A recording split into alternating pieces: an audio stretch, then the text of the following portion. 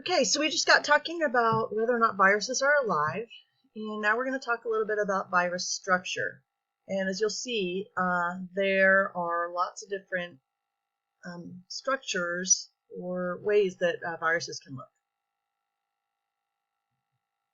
So before we really get into the nitty-gritty of the different parts of a virus, let's go ahead and define them again.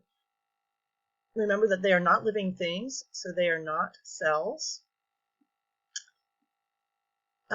Instead, they are small infectious particles that consist of genetic material, which is DNA or RNA, that's the nucleic acid genome, that's genetic material, enclosed within a protein coat. The protein coat is called a capsid. We're going to talk more about that in a second. And in some cases, the virus is enclosed in a membranous viral envelope. So they always have the nucleic acid genome, so genetic material, and they always have a capsid, and some of them have this viral envelope. So this is a very simple image of what a virus looks like. This is only one type of virus. Here you can see that there's some genetic material, there's a capsid, and this one has the viral envelope.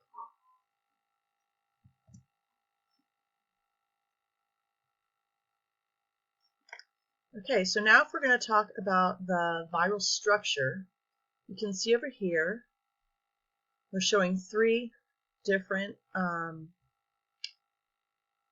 viruses. They all look really different from one another. But they all have the same basic structures with the genetic material, a capsid, and in this case, there is a viral envelope. But in every case, the viral genome it's either DNA or RNA, so it can be a DNA genome or an RNA genome. And it could either be double or single-stranded DNA or double or single-stranded RNA. So I don't know that I show you a whole list of viruses and all the different categories that they can be, and which ones have double stranded DNA and which ones have single-stranded RNA, but you're going to see a few different examples as we go through. The nucleic acid, so that's the DNA or RNA, can either be linear or it can be circular. So these are the ways in which the genetic material can vary, either DNA or RNA, double or single-stranded, and linear or circular. Actually, all of these that they're showing are linear. None of them are in a circle, but there might be another example later that we see that is circular. Okay, and then viruses vary a lot in terms of how much genetic material they have. Some of them have as few as 3 genes, and some of them have as many as 2,000 genes in their genome. So they vary a lot in terms of their complexity and how much genetic material they have. Okay, so let's talk about these structures again. The capsid, the DNA or the RNA, the genetic material, was on the last slide. And so the capsid is the thing that encloses the genetic material.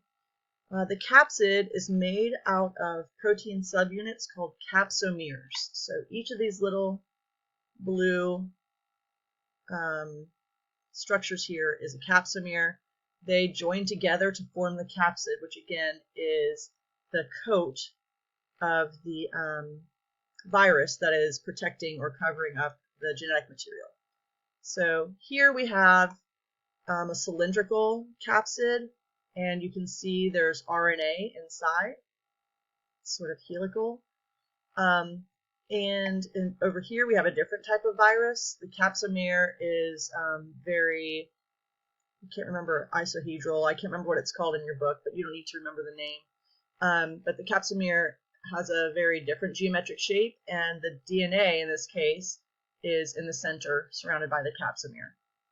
These are just diagrams up here, but this is what they would look like under a very strong microscope. So this one over here is the tobacco mosaic virus, and this is a adenovirus. So as you can see here, the capsids have a variety of shapes.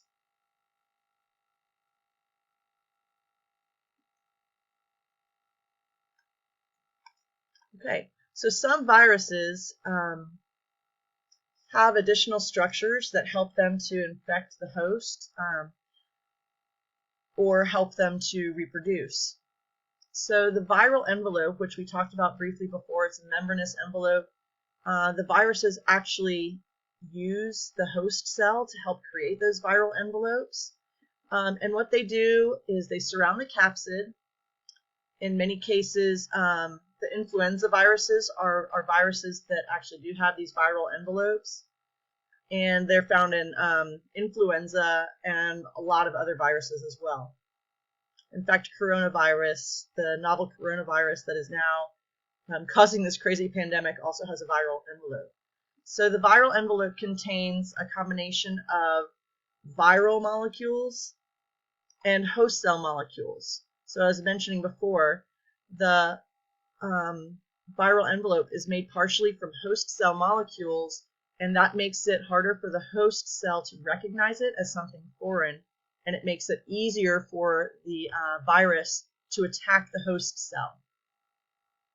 Viruses sometimes carry enzymes that may help it reproduce or help it manipulate the mechanics of the host cell that it attacks.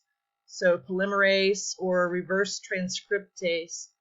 This is found in the HIV virus, which normally I would talk about the HIV virus, but because we're going to focus more on coronavirus, we'll probably not talk about reverse transcriptase.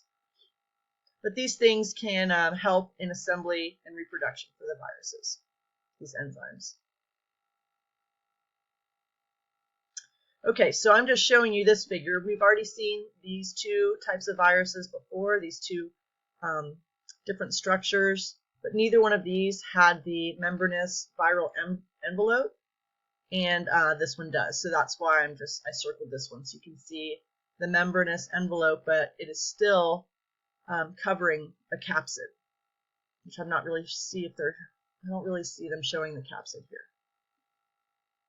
Okay. This is what the influenza virus looks like, the flu virus. It has that membranous envelope.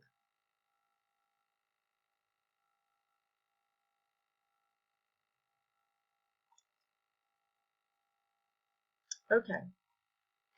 And so I would have shown you this type of virus along with the other ones as one that has a different shape, but these viruses called bacteriophages or simply phages, a lot of times they're just called phages, it's the same thing. They are really different from the others, and so they kind of get their own little category. But bacteriophages, they only infect bacteria. So even though this looks scary and creepy, this type of virus cannot attack humans. This only attacks bacteria. There's multiple different types of these, but we're just going to focus on a couple that are most well known. So these guys, in terms of their structure, they have a capsid. This whole structure here is the capsid, but the capsid is separated into different parts. Again, within the capsid, you have the genetic material. And for phages, the genetic material is always DNA. So phages have DNA as their genetic material, and their capsid is divided into different sections. So you've got the head, which surrounds the DNA, and then you've got the tail, and the tail consists of a tail sheath and tail fibers. The tail fibers look like little legs, and basically this system acts almost like as an injection. So I think I'll show it to you later, but the tail sheath is going to constrict. It's going to constrict like this, and it's going to inject the DNA into the virus. And this it injects the DNA into the host cell. The virus injects the DNA into the host cell as the tail sheath contracts. And these tail fibers are used to basically identify the correct host cell and to attach to the host cell. So that happens before the DNA gets injected into the host cell. So yeah, the protein tail piece or tail fibers attach the phage to the host, and then when this contracts, the DNA gets injected into the host. Okay, so that's the end of virus structure, and we're going to talk, I think, about virus reproduction next.